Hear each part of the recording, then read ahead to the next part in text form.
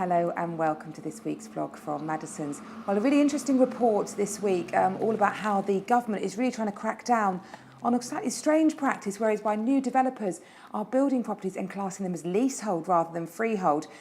Leasehold properties are quite common when it's a flat, but it's being seen more and more with actual houses, and there's really no reason for that. You should certainly own the land on which your property stands. The reason the developer does it is to charge a ground rent. Now, ground rents typically range from about £300 per annum, but they can be as high as £700 per annum.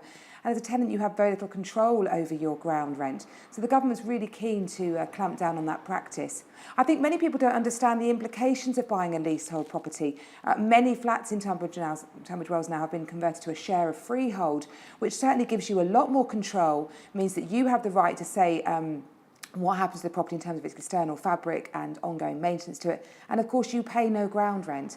Well, I wrote a blog on this subject a little while ago, and I popped that back on my website because that's really interesting if you want to find out more about the implications of owning a leasehold property and things you need to be aware of before you enter into any sort of binding commitment.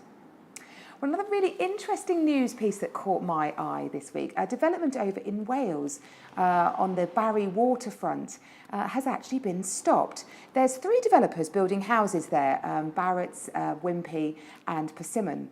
And the council, the Vale of Glamorgan Council, has actually stopped them building any more houses because they're not delivering on their obligations of building the retail spaces. There's supposed to be a hotel there, big retail premises, restaurants, a primary school, doctors. And the developers have cracked on with building the homes. Obviously, they want to get them paid and sold for, but they haven't delivered on their retail units. So the council have ceased development. They've put an enforcement notice on, and those developers can build no more properties until their retail obligations are met. They should have been finished in September last year, so they're certainly behind schedule. I think that's a really interesting example, though, of how there is a real pressure for new homes, but this has to be weighed with also creating the right infrastructure to support those new homes. And I commend the council for stopping that development and saying, you know, you've got to deliver on what the retail obligations are to serve the community before you can carry on making money. So an interesting story, that one, I thought. Well, if you want a really interesting property to have a look at this week, then James Bond's fictional Chelsea address is for sale. It's on with Stratton Parker at £6.85 million. It's a really plush London townhouse in a prime Chelsea square just off the King's Road. It's got 5 bedrooms, it's a lovely Grade 2 listed house, and has been renovated to a really, really high standard. You even have access to the beautiful open grounds and tennis courts of the Burton Court.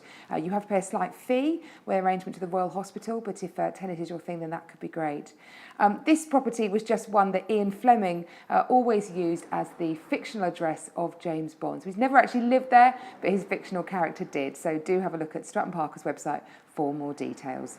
Well, Christmas fair season is well and truly upon us. Do come down here to the Pantiles. There's a fabulous fair going on every weekend with lots of other things to keep you entertained. So I would thoroughly recommend you come down to the Pantiles and see what there is to offer down here. We hope you've enjoyed the vlog this week and look forward to seeing you next week. Bye-bye.